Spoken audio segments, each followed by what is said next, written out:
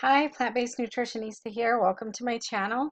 Today we are going to be talking about how much protein you need. And this is a question that I get from a lot of people, and so I thought it would be really important to be able to go over this very briefly and help you understand how much protein you actually need. I know there's a lot of confusion about this. So the first thing we're going to do is we're going to talk about recommendations that were made by the Institute of Medicine and non-pregnant adults. So for the average woman, and I looked this up, the average woman is about 150 pounds or 68 kilograms.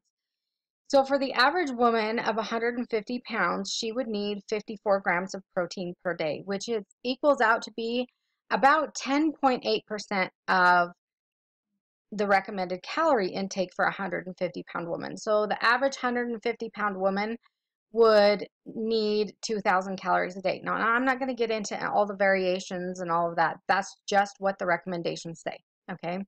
Some women might need more, less, whatever. That's not what we're talking about today. So that would equal out to be about 10.8% of calories, and that is the Institute of Medicine's protein recommendation. Now, for the average male, which I looked up, the average male in the United States is about 195 pounds or 88 kilograms.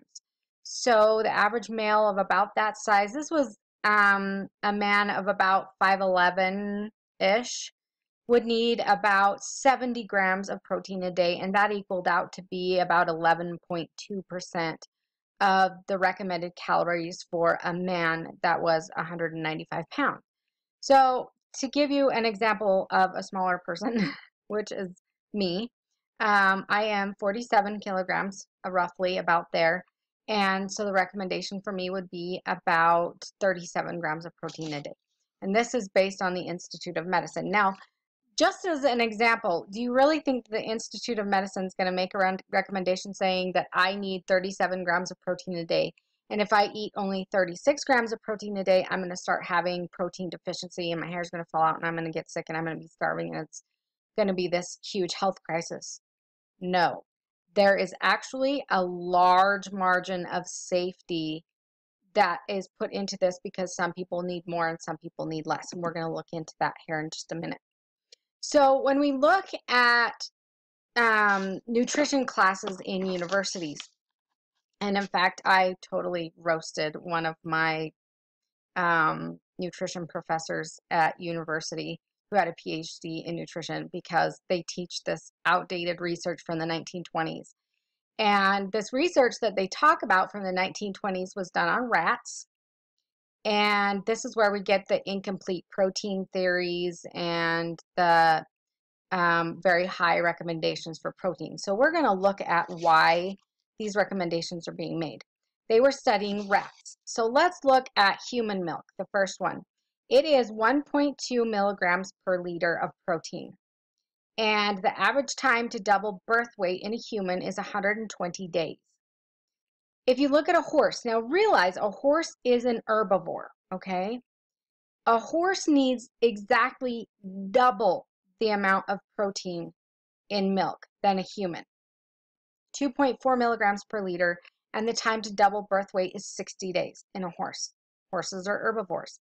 Cow, okay, we increase the amount of protein even more. A cow, we know, is also an herbivore, and the time to double birth weight is 47 days.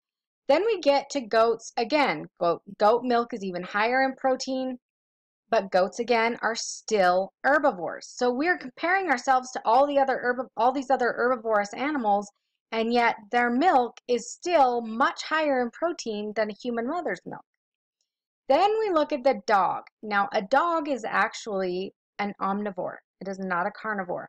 Dogs can live on plant-based diets and survive and thrive and be just fine, but they are generally considered an omnivore. A dog's milk is 7.1 milligrams per liter of protein, and they double birth weight in 8 days. Then we get into the carnivores. Cats are carnivores. And you can read the rest of those. But then we look at the rat. The rat is the highest of them all, and that's where our protein recommendations are coming from. Even in universities today, this is what they are talking about, and these are the studies that they are using for protein recommendations. They are outdated, and we are not the same as rats, and our nutritional requirements and needs are not the same. So let's look at research on humans, which is what we are. So it was Dr. William Rose in 1942 who switched from studying rats' protein needs to human protein needs. And what he did was he took a group of grad students, and these grad students agreed to be a part of his research, and they were fed, and I know this sounds ridiculous, but they were fed cornstarch, sugar, butter fat that had had the protein removed, corn oil, inorganic salt, vitamins, and amino acids, and they were given a little liver candy that was flavored with peppermint, which sounds absolutely disgusting, but that's what they were given. And what he did is he used the nitrogen balance test to determine whether they were in maintaining nitrogen balance with the amount of amino acids they were getting. And when they were deficient in an amino acid, as he was adding and, testing different levels of amino acids with these people, if they were deficient for more than a couple days of one amino acid, they experienced extreme, profound fatigue and profound failure of appetite. And they couldn't maintain it for very long, for more than a few days. And this is how he determined human protein needs. And he determined the minimum intake, and he did see a variation among the people in their amino acid needs. And so when he made his final recommendations after this research was done, he made a large margin of safety in his recommendations to accommodate for all the variations in amino acid needs that he saw. And these experiments were completed in 1952, and it led to 16 papers that were published in the Journal of Biological Chemistry, and they were published in 1952. So this is where human needs were actually really studied. And this, I don't know why we still use old, outdated information from the 1920s, but that's what our nutrition professors are doing. So this is Dr. Rose's research that I have on the screen, and this is the chart from his research. So we look at the amino acids individually. He found rats have 10 essential amino acids and humans only had 8, and that was according to his research. I know we have this, there's a conditional 9th one and whatever, but he came up with 8 essential amino acids with his research. And you can see those listed there on the screen. Now he wrote Rose's minimum. That was Dr. Rose's minimum amount for those amino acids, and then his maximum amount. So the minimal total protein was 20 grams a day, and the maximum total protein was 37 grams a day, which is an average of the World Health Organization recommendations. So what I wanted to show you is, you hear of this incomplete protein, like plant foods are incomplete. They don't have all the amino acids. Guess what? Plants make amino acids, animals don't. What happens is the plant, through absorbing nitrogen in the soil, makes all 20 of the amino acids. And then when those plants are eaten by an animal, that animal incorporates those amino acids into the proteins in their body. So that is the original source of amino acids. It's the plants that make them. Plants are not deficient in amino acids. They make them. I don't know why we can't figure this out. So if you look at corn, you go down the maximum listed amount for amino acids needed, and corn isn't missing any of these amino acids. And in fact, if we listed all of the amino acids, not just these, they would all be there.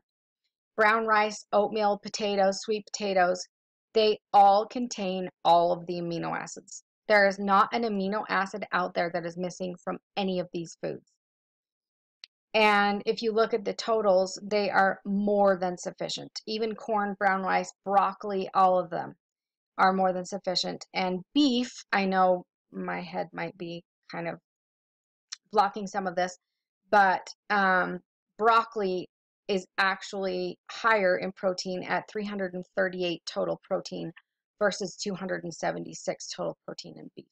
So it is very easy to get plenty of protein from plant-based foods. It isn't incomplete. There's nothing missing from any of them. If you decided to eat only brown rice as your main staple food, or only oatmeal, or only potatoes, you would obtain all the amino acids your body needs.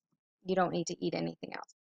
So there is a disease that used to be called protein deficiency, and it's kwashiorkor's disease, and it is not seen in the United States. This was something that they were seeing in African children that were starving to death, and originally it was called protein deficiency disease.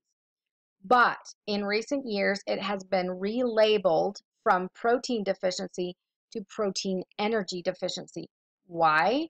Because protein deficiency cannot, let me emphasize that again, cannot occur without insufficient calorie intake. And once they realized this to be the case, they relabeled it, because you can't have protein deficiency with sufficient calorie intake. Amino acids, which are the building blocks for protein, are actually made by plants. We just talked about that a minute ago. They're not made by animals. Plants absorb the nitrogen from the soil in order to create amino acids, which are necessary for making protein. Plants make all 20 amino acids. And plants create those amino acids that we cannot synthesize, that our bodies cannot synthesize, and are required in our diet. That plants are the original source of amino acids. And there's a reason, there are political reasons why they do not teach this in universities, but we won't get into that.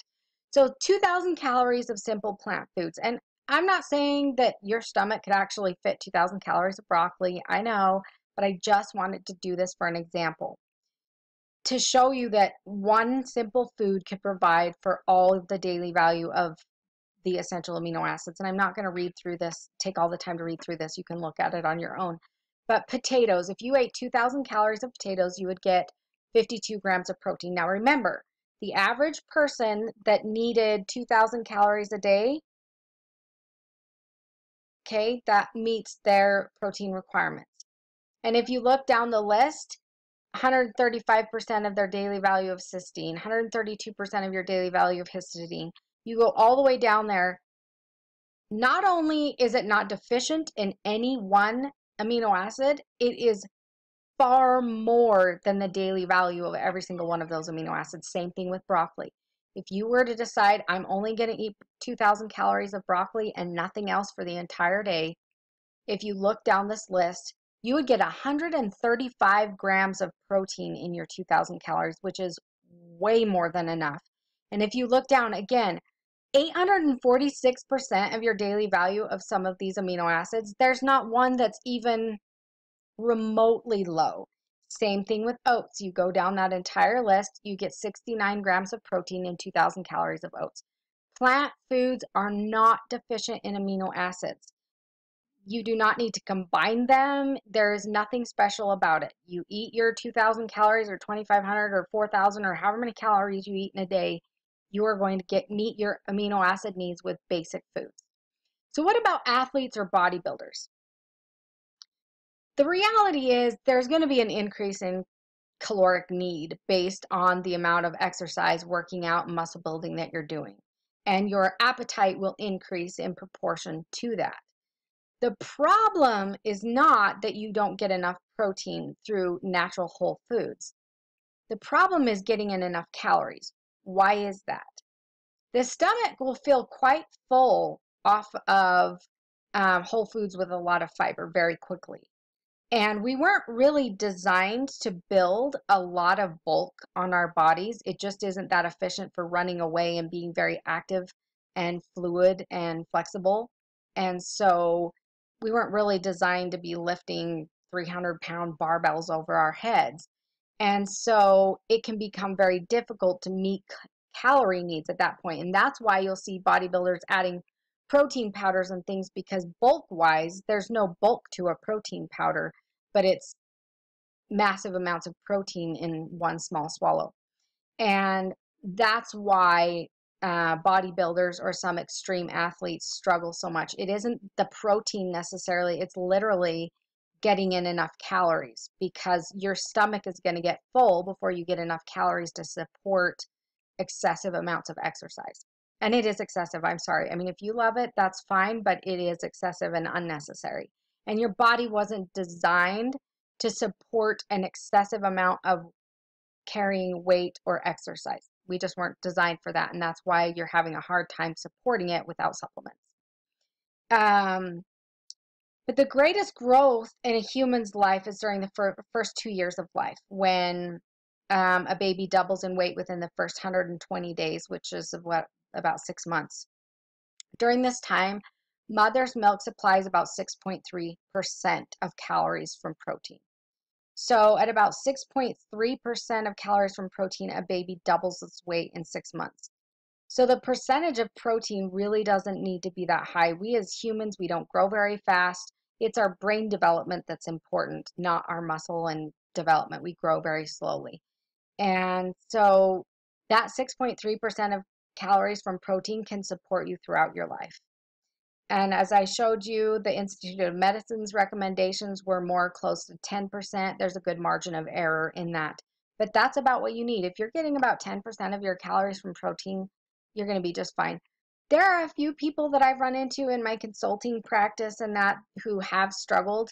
A lot of times they're not getting in enough calories. That's what I have found every single time. They're like, oh, I need more protein than most people. I'm not getting enough protein. That's why I'm feeling tired. And I look at their size, the amount of exercise, their age, all of that, and look at the amount of calories that they're eating. They're not eating enough calories, period.